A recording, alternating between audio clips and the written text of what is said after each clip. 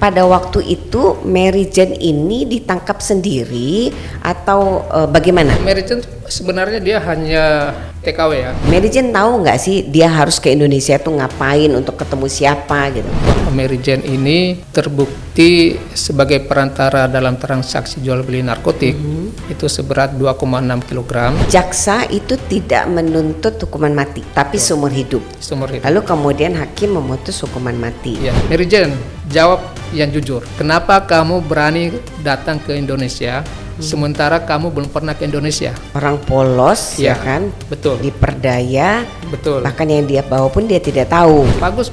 Itu Mary Jane ditunda ya? Kok ditunda sih mas? Eksekusi. Detik-detik menjelang eksekusi malah ditunda. Waktu itu dia benar-benar gemetar dan takut ketika melihat rombongan brimob bersenjata laras. Kayak SWAT gitu ya di film-film itu. Kalau sudah dihukum mati, sudah dieksekusi, lalu kemudian terbukti dia tidak bersalah, kan tidak bisa dihidupkan lagi.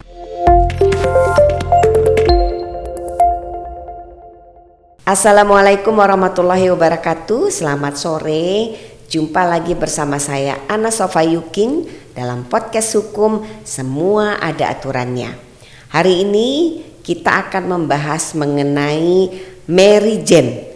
Ya, masyarakat Indonesia khususnya sahabat hukum tentu sangat akrab dengan nama Mary Jane akhir-akhir ini terkait dengan kasus perdagangan narkotika. Kita tahu bahwa Mary Jane sudah dijatuhi hukuman mati yang kemudian ditunda atau dibatalkan hukuman matinya, dipulangkan ke negara asal di Filipina dengan proses transfer operasional. Dalam proses pemulangan Mary Jane ya, sekarang sudah ada di Filipina, tentu banyak masyarakat yang bertanya-tanya, bagaimana sih cerita di balik proses penundaan atau pembatalan hukuman mati ini yang kemudian berujung pada pemulangan Mary Jane ke Filipina. Hari ini kita sudah kehadiran ya seorang lawyer, seorang advokat. Beliau adalah kuasa hukum dari Mary Jane yang tahu betul ya serunya penanganan kasus ini dan detik-detik putusan atau eksekusi hukuman mati ini dibatalkan. Nah, sudah hadir bersama saya seorang advokat, Bapak Agus Salim. Apa kabar Pak Agus? Alhamdulillah, baik. Alhamdulillah. Assalamualaikum warahmatullahi wabarakatuh. Waalaikumsalam warahmatullahi wabarakatuh, Bu Ana. Pak Agus, ya. Banyak orang nggak tahu nih bagaimana sih cerita di balik kasusnya Mary Jane. Karena yang saya mendengar dan saya membaca juga di beberapa media ya, ada beberapa kejanggalan-kejanggalan dari proses Mary Jane ditangkap sampai kemudian akhirnya dijatuhi hukuman mati. Sebenarnya menurut pandangan Pak Agus, apakah proses hukum ini sudah berlaku secara adil atau Pak Agus menganggap sesungguhnya ini ada beberapa kejanggalan dan bahkan bisa dikategorikan tidak adil untuk seorang Mary Jane? Sebelum membahas putusan, mungkin saya akan klarifikasi dulu bahwa saya kuasa hukum pada tingkat PK. Oke. PK. Peninjauan kembali. Peninjauan kembali. Jadi Mary Jane ini setelah ketangkap di Bandara Yogyakarta, itu dalam proses penyidikan tahun 2010 ya? Ya, sekitar tahun 2010. Ini supaya sahabat hukum juga paham ya. Pada waktu itu Mary Jane ini ditangkap sendiri atau bagaimana? Proses penangkapan itu seperti apa? Kalau tidak salah dia adalah juga korban dari perdagangan manusia yang kasusnya juga sedang berjalan di Filipina gitu. Mary Jane sebenarnya dia hanya TKW ya, tenaga kerja wanita, pernah bekerja di Dubai, kemudian kembali ke Filipina. Setelah dari Filipina dia kemudian direkrut oleh tetangganya untuk mencari pekerjaan di Malaysia. Namun dari Malaysia sambil menunggu pekerjaan dia disuruh ke Indonesia dulu dengan dititipkan sebuah tas koper tersebut. Mary Jane tahu nggak sih dia harus ke Indonesia tuh ngapain, untuk ketemu siapa gitu? Dia sudah diberikan nama seseorang yang harus ditemui, nomor telepon, terus dia dikasih uang saku juga untuk menyampaikan pesan dari Christina tersebut. Oh, namanya Christina? Ya, tetangga itu nama Christina. Nah, ketika sampai di Jogja itu belum sempat ketemu orang yang dituju, dia sudah ditahan. Nah, Mary Jane pada situ menyampaikan sudah akan menemui seseorang, ya menemui seseorang, ini nomor teleponnya. Cuma petugas pada situ tidak menindaklanjuti, fokus kepada Mary Jane. Nah ini juga sebenarnya menjadi berpengaruh ya dalam persidangan karena tidak diketahui siapa pihak yang akan ditemui Mary Jane, apa statusnya, bagaimana tinggal di mana, segala macam. Hubungannya dengan Christina seperti apa, itu terputus di situ. Apa sih pertimbangan hukum yang paling signifikan sehingga kemudian hakim memutuskan ini hukuman mati? Ya, setelah kita mempelajari berkas putusan Pengadilan Negeri Sleman, hakim itu memberikan pertimbangan bahwa Mary Jane ini terbukti sebagai perantara dalam transaksi jual beli narkotik itu seberat 2,6 kg, yang mana itu juga dampak ya, hakim melihat dampak itu mengorbankan rakyat Indonesia. Satu. Yang kedua, Mary Jane kemungkinan, jadi pertimbangan hakim menggunakan kata kemungkinan terdakwa sudah sering masuk ke Indonesia namun tidak tertangkap. Nah ini lucu ya. Sesungguhnya kalau pertimbangan hakim kan tidak boleh mendasarkan sesuatu pada kemungkinan. Ya, tentu asumsi kan tidak boleh. Tentu harusnya hakim kalau membuat pertimbangan hukum berdasarkan sesuatu yang terbukti secara sah dan meyakinkan, ya kan? Betul. Memang itu ada fakta itu gitu. Tapi kalau asumsi, nah ini agak aneh juga gitu menurut pandangan saya ya gitu. Selain itu, kalau kita baca berkas putusan dari fakta-fakta yang disampaikan oleh penyidik, itu tidak terlalu jelas siapa pihak pembeli, siapa pihak penjual dalam surat dakwaan tersebut. Karena apa? Mary Jane kan pada saat itu mau bertemu seseorang, tapi tidak kesampaian, berhenti di dia. Dan orang ini tidak dikejar oleh kepolisian, oleh aparat pada saat itu. Apakah dia sebagai pembeli atau dia juga pengedar, kan tidak ketahuan, berhenti di situ. Yang kedua, kan kalau pasal itu kan ada unsur-unsurnya, ya kan? Kalau pasal yang disampaikan yang digunakan oleh hakim untuk menghukum vonis hukuman mati terhadap Mary pasal 114 itu unsurnya selain sebagai perantara, kan ada kata transaksi jual beli. Nah, dalam fakta persidangan tidak diketahui seperti apa transaksi jual belinya. Yang hanya diketahui itu berat narkotik sejumlah 2,6 kg dan harga. Harga itu ditetapkan oleh penyidik per gramnya sekian ratus ribu. Tapi tidak ada bukti kwitansi. Nah, harga itu hanya nah ini kan menjadi. Jadi memang sebenarnya belum ada transaksi di situ. Tidak ada transaksi. Jadi pada faktanya Mary Jane ini hanya tertangkap tangan membawa barang yang itu ternyata narkotika. Betul. Lalu kemudian untuk siapa barang itu juga tidak diketahui dan tidak dilakukan investigasi lebih lanjut, ya kan? Lalu apakah itu sudah terjadi transaksi perdagangan atau tidak juga tidak ada, gitu kan? Jadi menurut pandangan Pak Agus nih, ya kan sebagai kuasa hukumnya Mary Jane, yang paling memenuhi unsur yang mana sih Pak? Sebenarnya kalau dari fakta yang kalau kita baca berkas dan yang disampaikan oleh Mary Jane, sebenarnya unsur yang tepat buat Mary Jane yang dakwaan keempat. Dakwaan keempat itu pasal 115 ya, ayat 1 itu ada dalam kekuasaannya, membawa, mengangkut atau mentransito. Nah, ini kan kalau kita lihat fakta ya mungkin Mary Jane lebih pas membawa, mengangkut dan mentransito. Entah barang itu nanti mau dibawa kemana, artinya mentransitkan barang tersebut. Nah, yang paling relevan harusnya pasal ini terhadap Mary Jane. Itu walaupun harusnya. dia karena secara fakta itu yang terbukti. Kalau transaksi jual beli ya itu tidak ada fakta yang mendukung adanya transaksi jual beli atau perantara dalam transaksi jual beli narkotik. Ini kan Pak Agus kan menangani PK nih. Apakah Pak Agus menemui seorang Mary Jane? Iya. Saya bertemu. Nah, waktu menemui Mary Jane ya, apa yang Pak Agus temukan pada saat melakukan investigasi lebih lanjut ya, lebih dalam lagi terkait dengan kasus ini dan terkait fakta-fakta apa sih yang akhirnya berhasil digali oleh seorang Agus Salim gitu ya? Nah, ketika di Jogja kami dipertemukan Mary Jane. Pertama saya bertemu Mary Jane itu saya sampaikan ke Mary Jane, saya salah satu kuasa hukum yang akan membantu menangani kasus Mary Jane.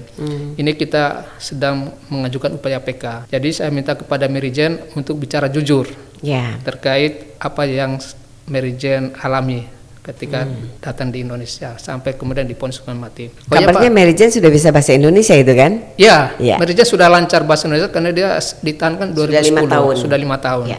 Sudah pasti bahasa Indonesia, mungkin sedikit bahasa Jawa dia juga sudah kuasai.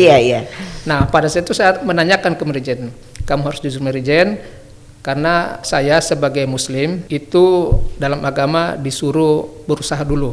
Ya. Itu namanya ikhtiar. Nah, setelah kita berusaha berikhtiar, kemudian tetap, misalnya kamu tetap divonis menjalani hukuman mati, itu namanya sudah takdir. Ya. Takdir kamu. Terus kata Mary Jane, oh ya Pak Gus, terima kasih, saya akan bicara jujur. Semalam saya juga bermimpi bertemu Bapak, cuma saya nggak tahu Bapak di atas atau Bapak di rumah. Ya. Lagian Pak Agus, kalau misalnya saya bebas keluar dari penjara ini ditabrak mobil juga mati. Nah, ini kami melihat suasana psikologis Mary Jane pada saat itu Sudah pasrah. udah pasrah, galau, tapi kadang juga berani ya, labil lah. Tapi bersyukur Mary Jane selama ditahan dia aktif melakukan ibadah ya, karena di lapas itu ada ibadah yang juga dipimpin oleh Romo Kreiser. Ada bimbingan rohani. Ada di bimbingan sana, rohani, dan Mary Jane aktif gitu, sehingga dia secara ini bisa memaintain ya emosionalnya. Nah, setelah itu saya tanyakan ke Mary Jane, jawab yang jujur. Kenapa kamu berani datang ke Indonesia sementara kamu belum pernah ke Indonesia? Iya Pak Gus.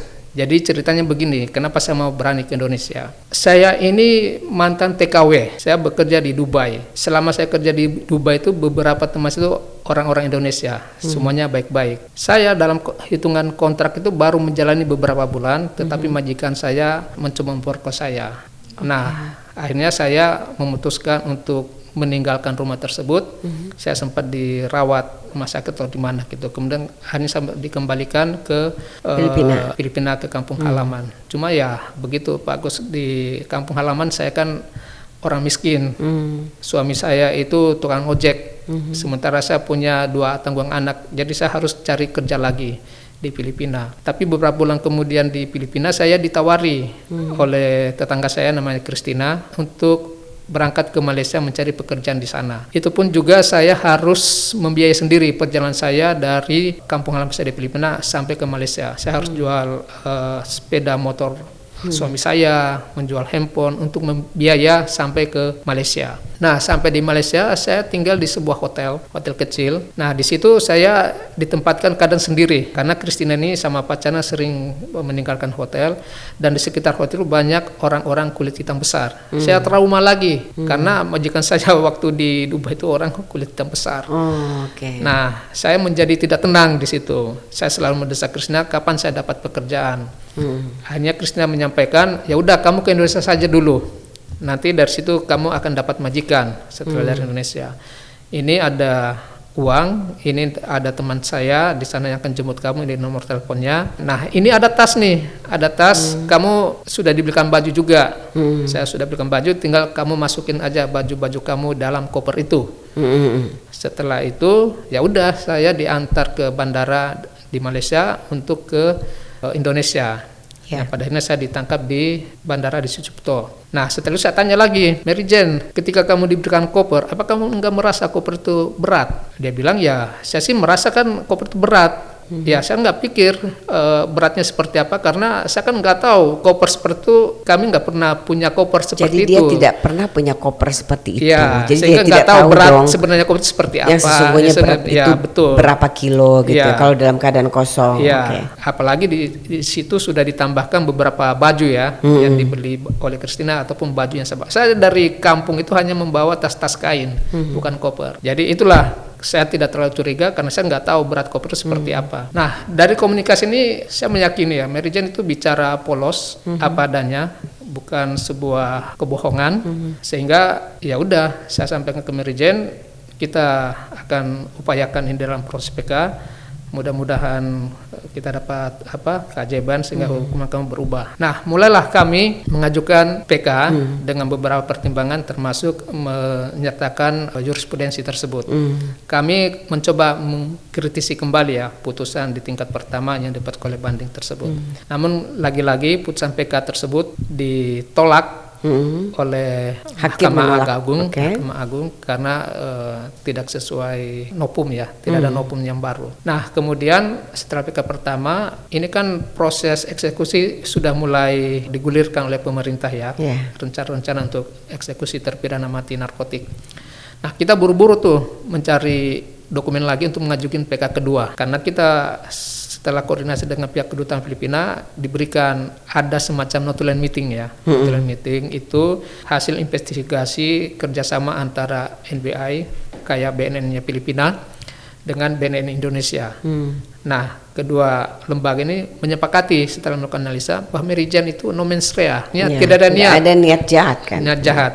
Dia hanya terpedaya, terpedaya sehingga orang polos ya kan? Betul. Diperdaya. Betul. Bahkan yang dia bawa pun dia tidak tahu. Nah, itulah kemudian kita ajukan lagi sebagai nopum untuk mengajukan PK kedua. Pada saat pengajuan PK itu, saat persidangan itu hakim yang menangani proses pengajuan PK itu menyampaikan ke saya berbisik, Pak Agus, mohon maaf sebelumnya PK Mary Jane ini tidak bisa kami teruskan karena tidak sesuai dengan syarat pengajuan PK kedua. PK itu harus bertentangan putusan.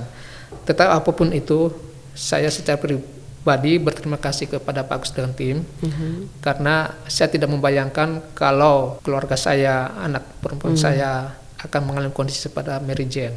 Nah, jadi ini lucu juga nih. Hakim yang akan menyampaikan demikian ke Pak Agus. Iya, betul. Mungkin dia tahu ya. Kalau Mary Jane. Jadi kalau bicara hati nurani mungkin dia pun ragu ya, apalagi melihat fakta-fakta hukum yang jelas-jelas tidak ada satupun bukti yang menyatakan bahwa Mary Jane ini adalah terlibat perdagangan narkotika gitu ya. Iya betul. Cuma ini kan hakim berbeda ya. Ini hakim pengajuan PK, bukan hakim yang memutus. Oh ini hakim di PK, oke. Hakim PK itu kita ajukan jam 10, kemudian jam 12 itu sudah ada putusan dan itu sudah disampaikan oleh pihak pengadilan dan diliput oleh media bahwa PK kedua Mary Jane sudah ditolak. Jadi sudah ingkrah, tidak ada lagi upaya hukum terhadap Mary Jane. Itu udah final tuh. Udah final. Pada saat itu, pada saat pengajuan PK kedua ini, saya masih di Jogja. Mary Jane itu sudah beberapa hari sudah dibawa ke Cilacap, ke Nusa Kambangan. Siap-siap untuk dieksekusi.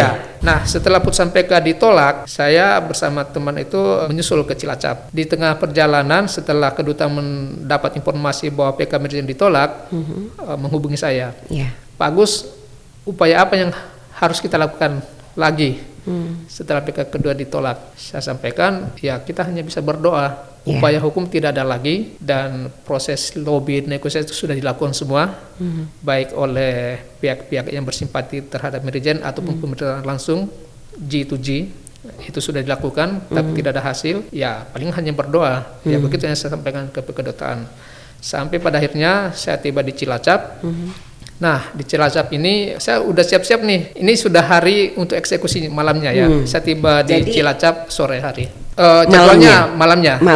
Sudah dijadwalkan untuk eksekusi. Nah, ketika saya tiba di Cilacap, saya harus bersiap-siap untuk mendampingi Mary Jane pada saat pelaksanaan eksekusi. Malam hari kan eksekusinya. Nah, pada saat itu ada media menghubungi saya untuk meminta wawancara terkait kasus Mary Jane. Saya sampaikan jam berapa saya bisa atur waktu karena saya juga akan nyebrang ke Pulau Nusa Kambangan untuk mendampingi proses eksekusi Mary Jane. Karena informasinya yang disampaikan pada saat itu yang bisa mendampingi Mary Jane terpidana mati ya pada saat eksekusi kuasa hukum, perwakilan keluarga, rohaniawan atau ustaz yang muslim, kemudian pihak kedutaan. Nah, ini yang disyaratkan bisa diizinkan untuk menemani di saat-saat terakhir. Dan informasinya kita bisa melihat eksekusi itu dalam jarak 200 meter. Informasinya ya. Nah, itu saya pikir wah ini menarik juga nih karena selama ini kita hanya lihat di TV atau nonton film. Ini melihat langsung ini kan sebuah tantangan juga, tapi ya takut juga ya. Tega nggak kamu waktu itu? Nah, pada akhirnya ketika saya lihat waktu dari stasiun TV pada saat itu, wah ini bentrok nih, ya kan? Karena itu harus live sekitar jam 7. Sementara saya harus berangkat ke pulau itu sekitar jam 6 untuk menyeberang ya. Nah, karena kami harus gantian nih, lawyer sebelumnya juga tidak mau mendampingi lagi, dia mau kembali ke daratan ya, menyeberang. Sehingga mau tidak mau saya harus mendampingi. Nah, karena melihat waktunya bentrok, saya harus memilih. Apakah saya harus mendampingi Mary Jane di saat terakhir di Nusa Kambangan atau menghadiri undangan dari wawancara ya, TV. TV mana ini? Itu TV One. TV One. Saya ingat sekali temanya pada saat itu detik-detik terakhir eksekusi terpidana mati. Nah, saya sudah dihubungi, bisa nggak Pak Agus untuk tampil sebagai narasumber di acara ILC. Nah, saya mendiskusikan nih, karena ini ada dua momen penting nih ya. Pertama, ke mendampingi Mary Jane di saat terakhir, atau menyampaikan ke publik terkait permasalahan hukum Mary Jane. Ya. Nah, ini juga penting. Apa yang mau kamu luruskan waktu itu? Merasa penting sekali seorang advokat yang mendampingi Mary Jane untuk menyampaikan sesuatu atau fakta hukum ke masyarakat. Ya, itu tadi seperti yang kita sudah bahas, ini ada permasalahan hukum di kasus Mary Jane ya, mulai dari putusan hakim yang begitu emosional, kemudian fakta-faktanya juga sangat meyakinkan bahwa Mary Jane tidak bersalah. Kemudian fakta juga ya, ini satu fakta juga itu yang perekrutnya itu sudah menyerahkan diri. Christina, orang yang merekrut Mary Jane. Untuk kasus perdagangan orang, ada kasus nestapa sama dengan narkotik. Ada beberapa kasus. Jadi kalau Christina sudah menyerahkan diri di Filipina, berarti kan harusnya Mary Jane harusnya diperiksa dong sebagai korban. Ini kasus perdagangan orang kan? Ya, terkait juga. Iya. Nah, cuma sebelum sampai ke sana ya, sebelum sampai ke Christina, ini fakta juga ya, juga bahwa Christina sudah menyerahkan diri, dan ini sudah disampaikan juga oleh Presiden Aquino pada saat itu, Filipina, ke Pak Jokowi bahwa ada yang menyerahkan diri, ya kan, mohon eksekusi Mary Jane ditunda. Iya. Itu sekitar 2 hari. Jadi sudah ada surat resmi dari Presiden Filipina. Saya nggak tahu teknisnya ya, apa surat resmi atau komunikasi verbal. Tapi itu dari dokumen kita baca itu sudah ada komunikasi. Tapi pada saat itu Pak Jokowi juga tetap pada keputusannya. Fakta-fakta itu yang ingin saya sampaikan di acara TV One ILC pada saat itu. Akhirnya saya sampaikan ke kedutaan. Saya harus lebih memilih menyampaikan proses masalah hukum Mary Jane ke masyarakat luas, masyarakat Indonesia khususnya, biar kalaupun Mary Jane dieksekusi, masyarakat tahu bahwa Mary Jane tidak sepenuhnya bersalah. Ya, tidak seharusnya dihukum mati. Tidak seharusnya dihukum mati. Nah, ini penting juga supaya stigma kepada Mary Jane itu bisa kembali pulih, bahwa proses hukumnya itu sebenarnya seperti apa. Nah, akhirnya saya memutuskan menghadiri acara ILC, kemudian teman yang tadi menggantikan saya balik lagi ke pulau untuk mendampingi Mary Jane. Nah, di saat mau konversi pers dengan Bang Karni pada saat itu ya, saya sudah dikasih aba-aba bahwa saya akan bisa ngomong atas live itu ya, live pada saat itu di Cilacap. Kemudian saya dengar nih ya, dari earphone itu Bang Karni menyampaikan, pemirsa, kita sudah terhubung dengan salah satu kuasa hukum Mary Jane, Bapak Gus Salim di Cilacap. Bapak Gus Salim, apakah Bapak Gus Salim mendampingi Mary Jane di saat-saat terakhir ini? Saya sampaikan, tidak Bang Karni, saya tidak mendampingi Mary Jane karena saya baru selesai pengajuan PK di Yogyakarta, sehingga saya tidak sempat. Jadi Pak Agus tidak mendampingi Mary Jane saat terakhir. Tidak. Pemirsa, kita rehat dahulu. Nah, kemudian maksudnya di-cut gitu langsung. Di-cut. Dan di layar itu saya lihat diacak ya, kemudian iklan. Tetapi saya masih sempat dengar di earphone, Bang Karni itu menyampaikan ke krunya, apa narasumber yang kita butuhkan. Nah, maksudnya? Ya, mungkin keterangan saya nggak perlu dibutuhkan, tidak dibutuhkan lagi oleh Bang Karni, sehingga saya tidak dikasih kesempatan lagi untuk menyampaikan apapun. Jadi sebenarnya yang diharapkan itu apa dari Pak Agus? Ya, saya nggak tahu ya, mungkin suasana psikologis Mary Jane ya, bagaimana tangisannya atau harapan. Jadi mereka berpikir Pak Agus itu bersama Mary Jane yang akan melakukan eksekusi. Ya. Pada saat eksekusinya gitu. Tapi kan enggak seperti itu kan. Eksekusi kan di Pulau Nusa Kambangan, sementara kan kita live di Berapa lama perjalanan dari Cilacap ke Pulau Nusa Kambangan? Dari dermaga Cilacap itu mungkin hanya berapa menit ya, setengah jam atau berapa gitu kan. Saya naik boat ya. Ada kapal penyeberangan memang khusus Gaminkumham yang punya ya. Nah, itu pada akhirnya karena saya nggak dikasih kesempatan untuk memaparkan permasalahan hukum, proses hukum Mary Jane, dan di-cut seperti itu, ya saya sangat kecewa. Kecewa karena apa? Ada 2 momen yang saya tidak bisa dapatkan pada saat itu. Paling tidak, kalaupun saya tidak live di acara ILC, saya kan bisa menemani Mary Jane untuk melihat eksekusi pada saat itu. Tapi itu juga tidak kesampaian ya, karena ya kita sudah tidak bisa menyeberang lagi, karena itu kan ada aturannya juga. Di tengah suasana seperti itu, sesekali bunyi dentum itu sudah terdengar. Dentuman tembakan. Karena kan malam ya, waktu sudah tetap berjalan, sudah malam bunyi.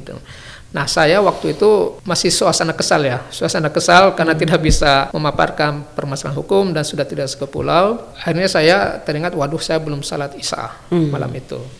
Akhirnya saya salat Isya. Nah, di akhir salat saya benar-benar berdoa kepada Tuhan, ya Allah, tolong berikan mujizat. Kalau Mary Jane tidak bersalah, tolong bebaskan dia. Tapi kalau dia bersalah, kami sudah ikhlas karena kami sudah berupaya, berikhtiar. Nah, setelah selesai salat Isya, ya saya udah tenang tuh.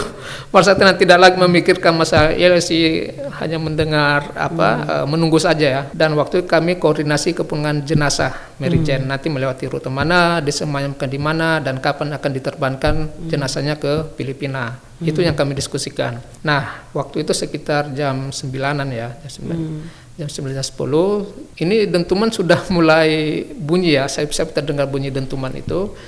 Tiba-tiba saya lagi di kendaraan menunggu, itu ada telepon masuk dari seseorang, saya nggak tahu. Dia nanya, Pak Agus, itu Mary Jane katanya ditunda ya eksekusinya. Saya bilang, ditunda gimana? Orang sudah di pulau, sudah siap menunggu. Hanya saya tutup telepon tersebut. Nggak lama bunyi lagi dari nomor lain. Pak Agus, itu Mary Jane ditunda ya? Kok ditunda sih Mas? Pak Agus di mana? Di sini. Coba kesini ke warung sini. Situ kan banyak warung ya. Tuh Pak Agus, lihat tuh di TV. Itu Mary Jane ditunda eksekusinya. Terus saya lihat di TV. Pada saat saya lihat tuh Bu Retno membacakan keputusan Presiden Jokowi bahwa Mary Jane ditunda eksekusinya, dan itu terbaca di running text. Itu perasaan saya langsung merasa alhamdulillah Mary Jane tidak jadi dieksekusi. Itu saya sangat terharu dan merasa bersyukur karena apa? Itu sekitar sejaman ya setelah saya salat Isya, itu saya merasa bagaimana doa itu diijabah.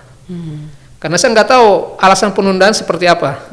Mungkin doa-doa yang simpati terhadap Mary Jane, itu saya yakin itu banyak yang mendoakan Mary Jane, yang tahu posisi Mary Jane itu banyak yang mendoakan, yang mendukung Mary Jane. Nah, akhirnya udah saya lihat keluarga Mary Jane yang ada di Darmagus sudah bersukacita menunggu Mary Jane. Tetapi Mary Jane ini kemudian tanpa sepengetahuan kita yang di rumah itu langsung dibawa, kita nggak tahu lewat naik mobil apa, langsung dilarikan lagi ke Yogyakarta. Saya kemudian mengetahui, karena sebelumnya saya nggak tahu penyebabnya apa. Karena jadi sampai malam itu masih bertanya-tanya. Ya, saya heran ini apa penyebabnya eksekusinya ditunda. Karena kalau melihat upaya lobby-lobby yang dilakukan itu sudah maksimal. Bahkan dari antar presiden saja sudah dilakukan ya. Itu juga tidak membuahkan hasil.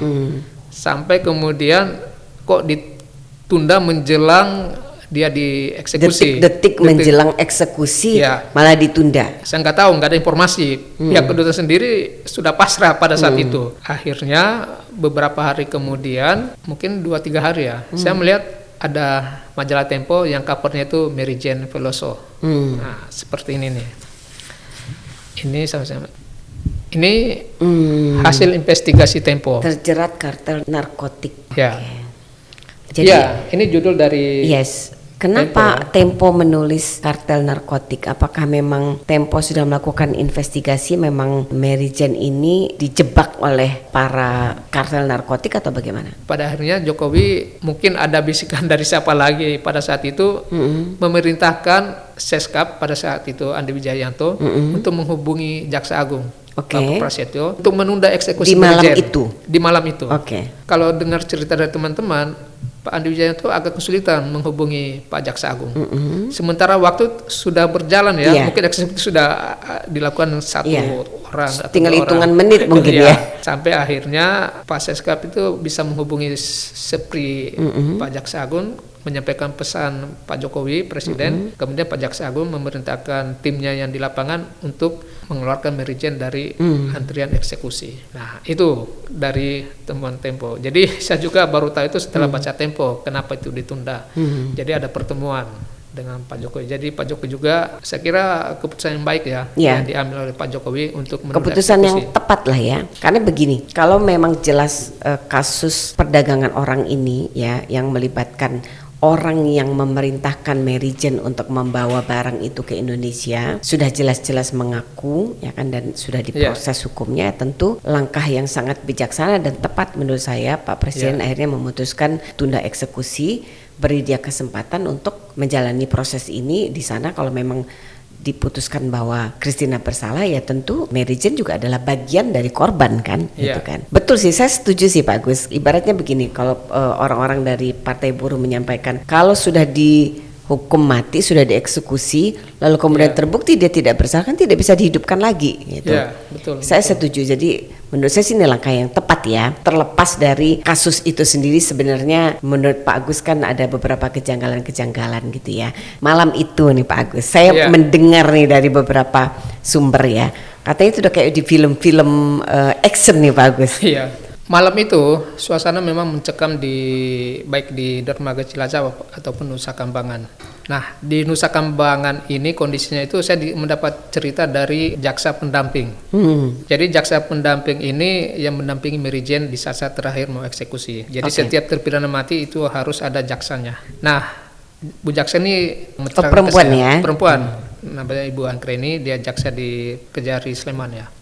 Dia menyampaikan ke saya, Pak Agus, ini sebenarnya saya nggak mendampingi Mary Jane. Benar saya jaksa yang menuntut Mary Jane, tapi Mary Jane ini sudah saya anggap sebagai anak saya sendiri selama kurun waktu 5 tahun ini, karena saya selalu besuk dia juga segala macam. Menjelang dia dieksekusi, Mary Jane meminta saya yang harus dampingi dia. Saya sudah menolak, jangan saya Mary, saya nggak mau, saya takut. Cari jaksa yang lain. Enggak, ibu yang harus mendampingi saya di saat terakhir. Ya mau tidak mau dengan berat hati dia ikuti. Pada saat itu setiap terpidana mati dikasih kesempatan ya, pengharapan terakhir lah apa yang mau diinginkan. Nah kalau Mary Jane, dia meminta pakaian itu semua putih, dalaman sampai pakaian luar itu putih. Mulailah itu dipersiapkan. Ternyata di Nusa Kambangan itu tidak seperti cerita di awal bahwa kita bisa menyaksikan dalam jarak 200 meter. Itu ternyata ada pos-posnya di Pulau Nusa Kambangan itu. Jadi ada sebelum pos terakhir untuk eksekusi, itu jarak antara satu pos dengan pos lainnya itu sekitar 1-2 kilometer ya. Oh oke. Jadi sebenarnya kita nggak bisa lihat dengan mata. Tidak, itu hanya eksekutor langsung. Tapi sebelum sampai ke pos eksekusi, nah pos kedua ya, kalau bisa dikatakan pos kedua itu tempat menunggu antrian untuk dibawa ke tempat eksekusi. Nah pos pertama inilah tempat mungkin berdoa dulu atau salam-salaman dengan pihak keluarga atau pihak yang terkait di situ ya. Nah Mary Jane ini sudah di suatu tempat terpisah ya dengan terpidana lainnya. Jadi masing-masing semacam ada punya bilik-bilik di situ. Jadi Bu jaksa ini dengan Mary Jane di ruangan itu menunggu. Nah Bu jaksa mendengar suara dentuman penembakan itu.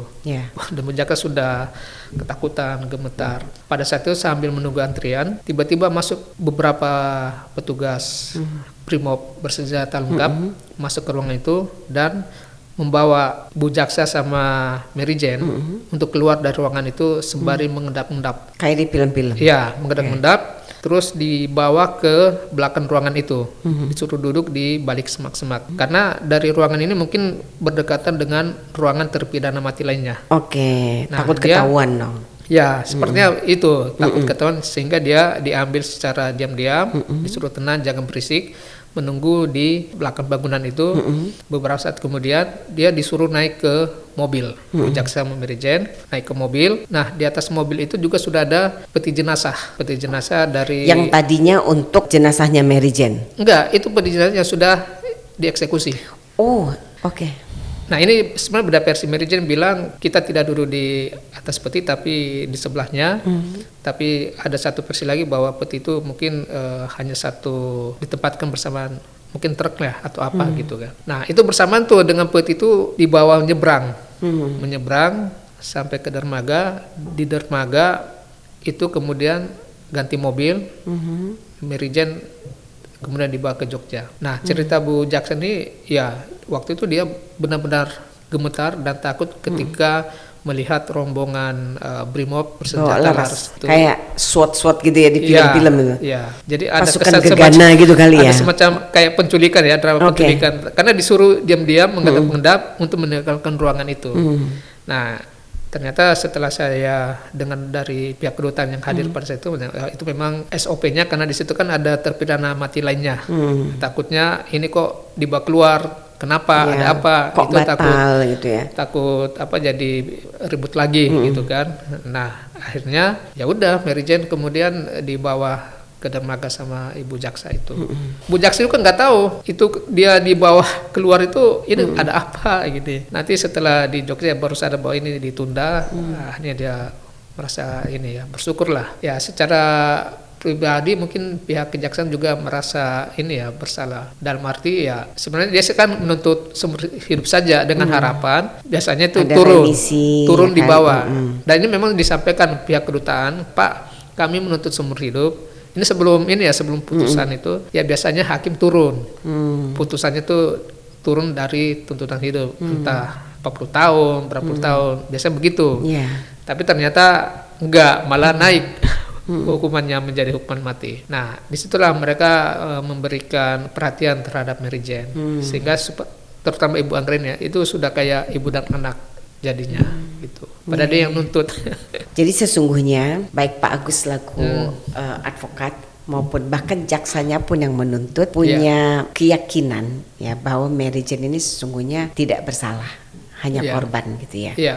Jadi ya itulah ya, nasib baik masih berpihak kepada Mary Jane ya. Iya, betul. Alangkah banyaknya mungkin orang yang sesungguhnya tidak layak dijatuhi hukuman mati ataupun seumur hidup, tapi kemudian dia harus menghadapi itu karena proses peradilan yang dia hadapi itu mungkin tidak didampingi oleh advokat, kalaupun didampingi mungkin tidak maksimal gitu ya. Tapi dari peristiwa ini Pak Agus, apa sih pelajarannya yang Pak Agus bisa sharing gitu ke masyarakat? Karena tentu ini adalah edukasi hukum Pak Agus. Di balik cerita yang Pak Agus ceritakan yang mungkin tidak banyak orang tahu, ada pelajaran penting yang harus diambil gitu ya mengenai proses hukumnya, kemudian sisi-sisi kemanusiaannya karena advokat juga manusia toh. Kadang-kadang dalam kita menangani suatu perkara, keyakinan kita menyatakan klien kita tidak bersalah ataupun bersalah tapi tidak sepenuhnya, tapi kemudian kan dalam proses persidangan hakim bisa berpendapat lain gitu. Kasus Mary Jane ini saya pikir ini menjadi contoh kasus ya bagaimana masyarakat itu berhati-hati terkait dengan barang terlarang narkotik. Itu satu. Yang kedua, bagi pemerintah juga karena masalah narkotik ini sudah masalah internasional ya, bisa dikatakan extraordinary crime. Nah, ini butuh penanganan khusus, yang walaupun di beberapa negara itu menerapkan hukuman mati termasuk Indonesia, tapi tetap juga kita harus membedah permasalahan itu dengan fair, dengan jujur, dengan adil, melihat fakta-fakta yang sebenarnya seperti apa. Sekarang kan di KUHP baru kan ada jeda waktu ya sebelum pelaksanaan eksekusi mati itu sekitar 10 tahun ya kalau nggak salah, itu bisa dianulir dan jangka 10 tahun. Nah, ini mungkin solusi juga ya kalau kita bicara konteks hukuman mati yang saya masih pro kontra. Ini ada tenggang waktu untuk mereview terkait perkara-perkara yang sudah vonis hukuman mati, yang sudah ingkrah. Nah, ini bisa digali lagi fakta yang sebenarnya seperti apa, sehingga bisa menganulir sebuah putusan. Tapi kembali lagi, apapun sebelum jadi perkara, ya mungkin kepada masyarakat Indonesia harus lebih berhati-hati. Kita semua harus berhati-hati terkait dengan narkotik, karena sekarang ini narkotik itu sudah banyak jenisnya, modusnya juga sudah mulai canggih. Sementara undang-undang kita juga begitu kuatnya untuk mencegah dan mengancam dengan hukuman mati. Nah, kita kembali ke Mary Jane nih. Kasus perdagangan orang betul. Yang kemudian juga menjadi pertimbangan menjadi perhatian penuh dari Presiden Filipina yang akhirnya kemudian proaktif untuk mengajukan pembatalan hukuman mati terhadap Mary Jane karena ternyata kasusnya di sana juga berjalan. Itu kasusnya sekarang bagaimana Pak Agus? Ini kan kasus perdagangan orang di mana pelakunya adalah orang yang selama ini dibalik keberadaan Mary Jane sampai kepada Indonesia. Apakah semata-mata nih Pak Agus memang pertimbangannya pemerintah pada saat itu kemudian membatalkan eksekusi terhadap Mary Jane semata-mata karena ada permintaan dari pihak Filipina terkait dengan kasus yang sedang berjalan atau bagaimana? Ya, saya kira itu tidak bisa dilepaskan dari permintaan Filipina kepada Pak Jokowi terkait dengan kasus perdagangan orang.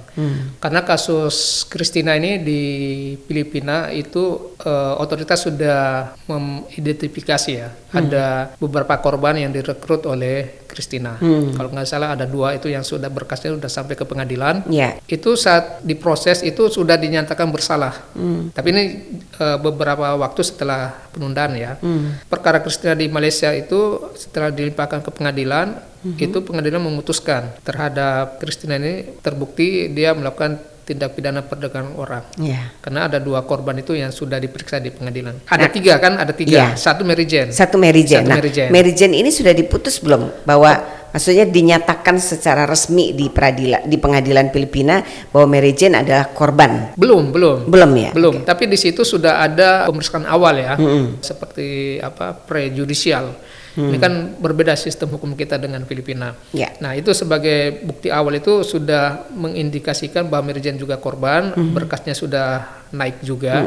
Tetapi pada saat pemeriksaan kan tidak bisa dilakukan karena Mary Jane masih sebagai ada di korban sini. Ada di Indonesia. Ada di Indonesia. Nah, ini pernah dicoba ya untuk mendiskusikan terkait pengambilan testimoni atau keterangan Mary Jane seperti apa. Nah, acuannya itu MLA, Mutual Legal Assistant ya, bantuan timbal balik. Nah, ternyata dalam prakteknya ini tidak tercapai kesepakatan antara otoritas Filipina dengan Indonesia. Terkait pengambilan testimoni. Karena ada beberapa hal yang sebenarnya tidak terlalu diatur dalam MLA. Kasus TPPU Mary Jane ini membutuhkan bukti-bukti pada saat peristiwa tindak pidana itu dilakukan. Mereka meminta kopernya mana, barang buktinya seperti yang mana apa. Itu menjadi barang bukti kasus di sini dong, nggak bisa kita transfer ke sana. Ya, betul. Nah, itu terkait barang bukti. Kemudian cara pengambilan testimoninya seperti apa? Mary Jane ada di Lapas Wirogenang Yogyakarta. Sementara proses peradilan di Filipina, ya kan? Nah, itu bagaimana pengambilan testimoninya? Nah, ada wacana pada saat itu secara Zoom. Live gitu, Zoom ya. Tapi itu pun juga perdebatan karena hukum acara di Filipina tidak mengatur itu. Nggak kayak Indonesia, ada ikot gitu. Ya, ini harus tampil, benar kan? Tapi di satu sisi pemerintah Indonesia juga tidak bisa memberikan kesempatan untuk Mary Jane dibawa ke presiden Filipina karena dia sudah dijatuhi hukuman mati. Dan itu masalah teknisnya, keamanannya segala macam. Nah, itu pada akhirnya tidak ketemu sehingga pada saya sampaikan ya udah pengambilan testimoni bagaimana kalau di lapas tinggal membawa bendera Filipina di lapas sebagai yurisdiksi. Ya kan? Itu kan bisa juga tuh menunjukkan yurisdiksi negaranya. Atau di kedutaan sebenarnya. Ya, kedutaan juga kan cuma kedutaan Jakarta. Nah, ini kan proses mobilisasi transportasinya kan juga menjadi masalah. Nah, pada itu kita sarankan ya udah pengambilan testimoni di lapas saja dengan membawa bendera. Tapi apapun itu ternyata tidak sampai kesepakatan karena teknis pengambilan testimoni itu tidak diatur. Pemerintah Indonesia tetap pada pendapatnya bahwa pengambilan testimoni dilakukan oleh petugas-petugas Indonesia, entah kejaksaan, entah hakim atau apa saja. Tapi mereka menginginkan kami sendiri yang melakukan pengambilan testimoni. Sampai berapa tahun ya setelah penundaan 2015 sampai kemarin proses transfer itu tidak dilakukan pengambilan testimoni. Karena tidak ada kesepakatan, tidak ada media untuk bagaimana ini bisa dilakukan. Nah, setelah testimoni yang kami lakukan itu hanya mengajukan lagi permohonan gerasi kepada Pak Jokowi pada saat itu, walaupun ini hanya kita tahu bahwa ini sudah tidak memungkinkan, tapi itu tetap kita lakukan karena ada pihak-pihak yang menjanjikan akan berbicara dengan Pak Jokowi, sehingga kita buat lagi permohonan gerasi itu. Ada beberapa kali kita ajukan, tapi tetap itu tidak ada hasil. Termasuk dari lapas ya, Menkumham pada saat itu Yasona juga menginstruksikan agar Mary Jane mengajukan permohonan gerasi. Karena itu memang ada kewenangan lapas untuk mengajukan gerasi. Tapi ketika itu dilakukan proses asesmen penilaian apa sekarang sudah dilengkapi administratifnya, terbentur lagi dengan aturan bahwa gerasi itu hanya sekali. Nah, saya bilang dengan pihak kedutaan ya udahlah, kita kan sudah berusaha, apapun itu, kalaupun belum ya kita menunggu saja. Kira-kira kapan momen ini bisa Mary Jane diambil keterangannya. Ini kemudian ya setelah Mary Jane ditunda ya, kan kalau bahasanya pemerintah bukan dibatalkan tapi ditunda ya eksekusi hukuman matinya. Lalu kemudian kan Pak Agus dicari-cari nih oleh Pak Menko kita, Pak Yusril. Waktu pertama sekali komunikasi dengan Pak Yusril terkait, tentu ini terkait pemulangan ya, rencana pemulangannya Mary Jane. Pembicaraan apa sih yang terjadi antara Pak Agus selaku advokat yang menjadi kuasa hukumnya Mary Jane dengan Pak Yusril? Setelah penundaan ya, penundaan 2015, itu 2020 hampir 10 tahun ya. Itu di bulan Juni saya dihubungi oleh pihak kedutaan.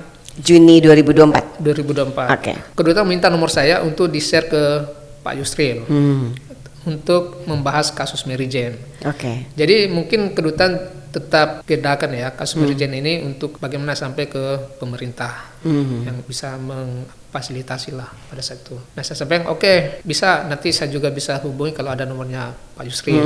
Nah Pak Yusril kemudian menghubungi saya menyampaikan bahwa dia diminta oleh pihak kedutaan untuk membantu proses hukum penanganan kasus hukum Mary Jane. Dia harus mau tahu hukumnya tuh seperti apa sih kasus Mary Jane. Yeah.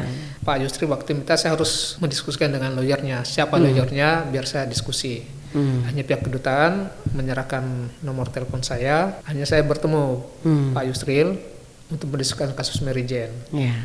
Nah, segala fakta terkait kasus Mary Jane ini saya sampaikan ke Pak Yusril, mulai dari putusan pertama sampai dengan PK dan upaya-upaya yang sudah dilakukan, kan gerasi dan sebagainya.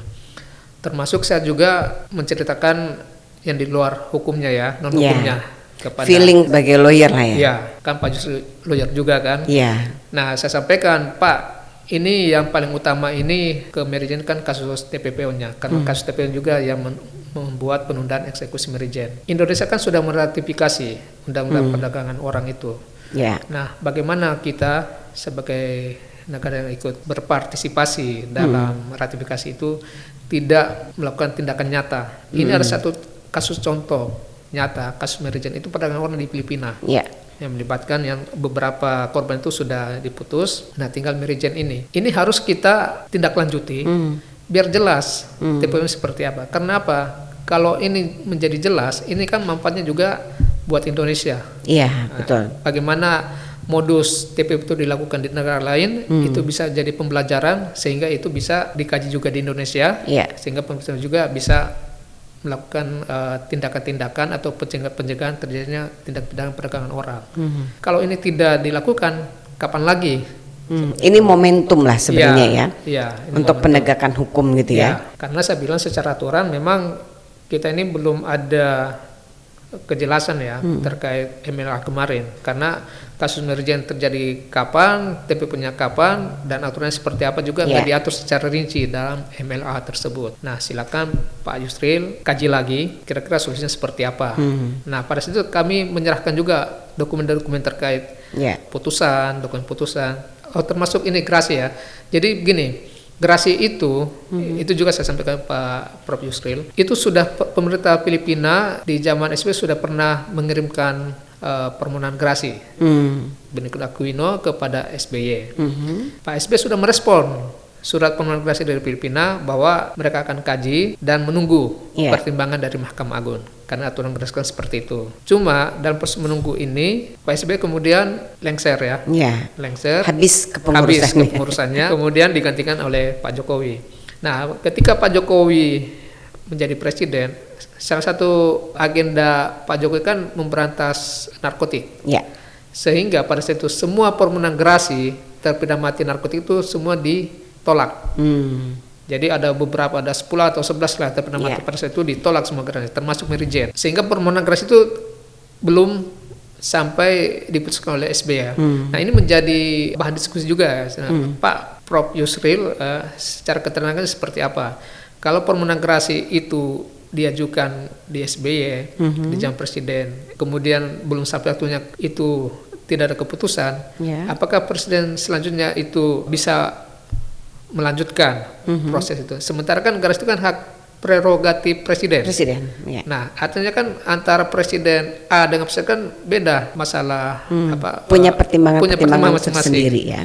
Apakah misalnya ketika tidak diputus menjadi itu gugur dan diajukan baru lagi, atau tetap itu saja yang dilanjutkan? Nah, itu salah satu diskusi saja ya, diskusi secara keilmuan. Karena apa? Permohonan gerasi itu tidak diajukan di zamannya Jokowi, tapi diajukan di zamannya SBY. Nah, sehingga ketika itu ditolak, kan beberapa terpidana itu menggugat di Petun. Nah, walaupun kita tahu ya gerasi kan nggak bisa digugat di Petun, tapi mungkin ada pertimbangan lain ya yang mereka mendasari itu. Nah, seperti itu sehingga kemudian Prof. Yusril setelah mendengar fakta-faktanya, melihat dokumennya, ya akhirnya dia menyampaikan, ya udah nanti kami coba telah lagi, kami akan diskusikan dengan Pak Prabowo, kalaupun nanti hasilnya seperti apa ya kita lihat aja, gitu. Dan ternyata benar setelah pelantikan Pak Prabowo memberikan kebijakan kebijakan untuk Mary Jane dikembalikan ke Filipina untuk proses hukum itu.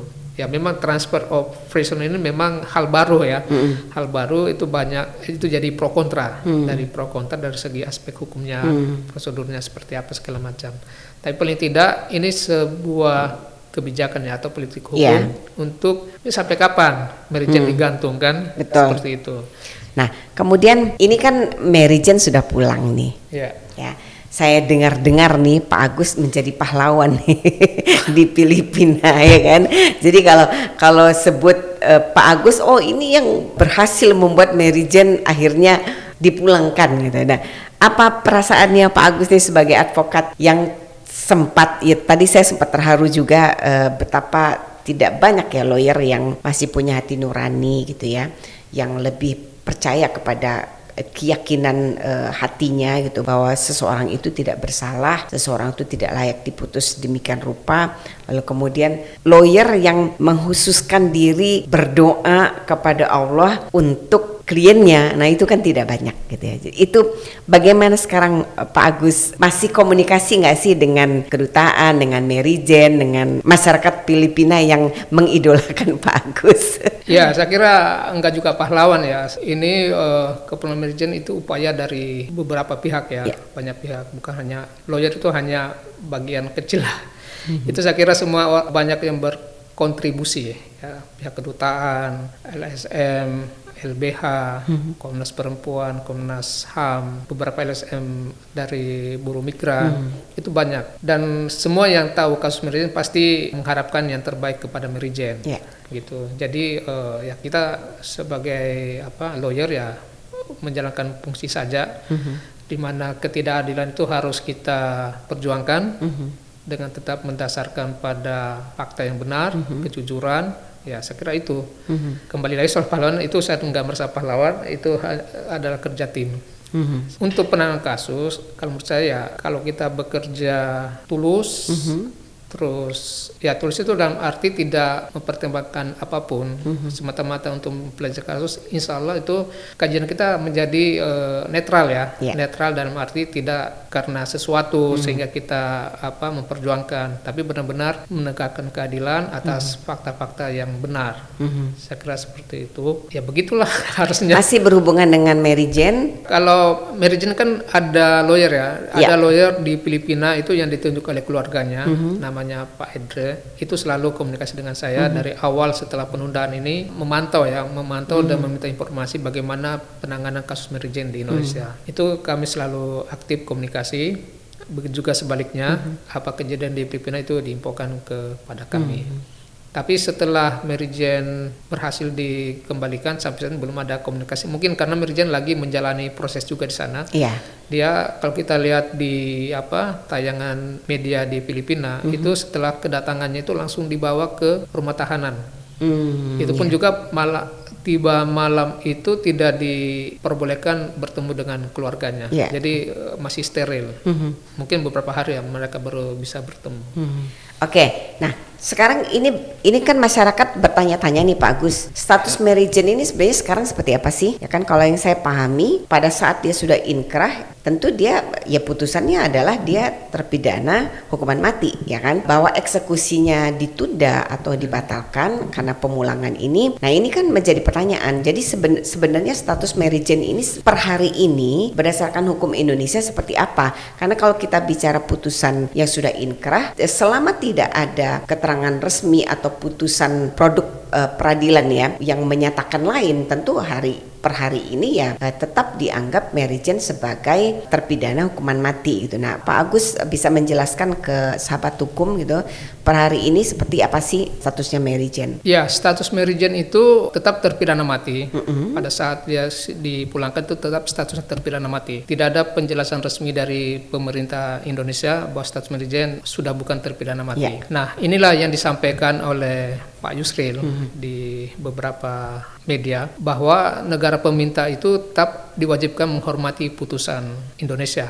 Dalam arti ya Mary Jane tetap terpidana mati di Filipina. Ya. Soal pelaksanaan eksekusinya sepenuhnya diserahkan ke pemerintah Filipina. Okay. Kami berharap proses hukum di Filipina itu berjalan dan menghasilkan sebuah putusan.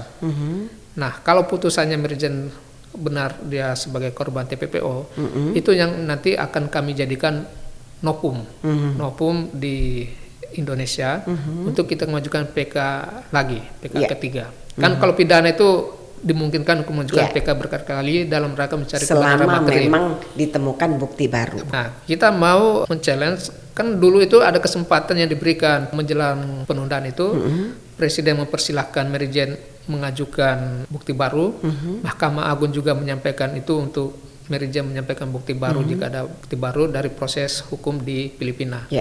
Nah, itu nanti kita setelah putusan itu kita akan ajukan PK lagi dengan tujuan untuk merubah putusan terpidana mati Mary Jane, sehingga nama baiknya itu bisa pulih lagi bahwa dia sebagai korban, sehingga itu memberikan kesempatan lagi kepada Mary Jane untuk menjalani hidupnya dengan lebih baik, lebih bebas. Seperti itu. Jadi bisa disimpulkan bahwa ya per hari ini status Mary Jane adalah tetap ya menurut peradilan Indonesia, produk peradilan kita menyatakan bahwa Mary Jane adalah terpidana hukuman mati, ya kan? Bahwa kemudian eksekusinya mau dilakukan atau tidak oleh pemerintah sana itu adalah kebijakan pemerintah sana.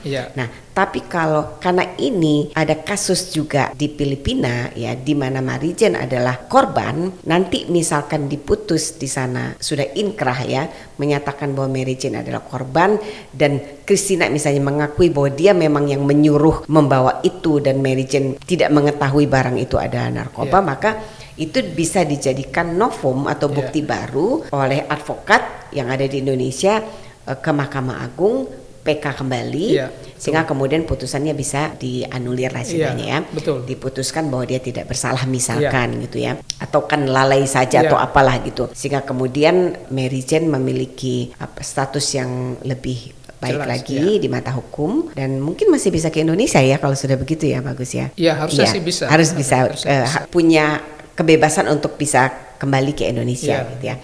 Nah, dari semua peristiwa ini ya. Sekarang kan sudah berapa tahun nih nggak ketemu Mary Jane ya. Apa pesan yang mau disampaikan oleh Pak Agus ke Mary Jane nih? Kalau Mary Jane nonton nih, saya berharap nanti tayangan ini di Filipina juga ditonton oleh masyarakat Filipina, oleh kedutaan. Mary Jane juga bisa menonton. Apa pesan yang mau disampaikan oleh Pak Agus? Ya, sebelum ke pesan ini ada saya sampaikan juga bahwa Mary Jane selama berada di Indonesia hampir 10 tahun itu memang mempunyai kepribadian yang baik. Itu diakui oleh sesama tahanan. Dan dia juga aktif dalam kegiatan-kegiatan di tahanan dalam pembinaan itu. Dan dia sudah mahir bahasa Jawa, menari, membatik. Nah itu yang kemarin dia sampaikan kalau dia dikasih kesempatan untuk mendatangi Indonesia, dia akan datang lagi ke Indonesia karena dia juga banyak teman di Indonesia, terutama tahanan-tahanan atau mantan tahanan. Nah harapan kami kepada Mary Jane ya tetap seperti dirinya sendiri. Mary Jane yang dulu ya. Tetap baik pada setiap orang, jujur, dan ya berharap proses hukum dapat dijalani dengan baik, sehingga dapat berkumpul lagi dengan anak-anaknya, dengan keluarga orang tuanya, ya bisa menjalani beraktivitas lagi seperti manusia bebas pada umumnya. Gitu. Itu pesan dari advokat Agus Salim kepada Mary Jane. Semoga Mary Jane menonton video ini dan pesan juga ya buat Mary Jane bahwa setelah hari ini jangan sampai lagi kemudian menjadi korban ya. Tetap berhati-hati.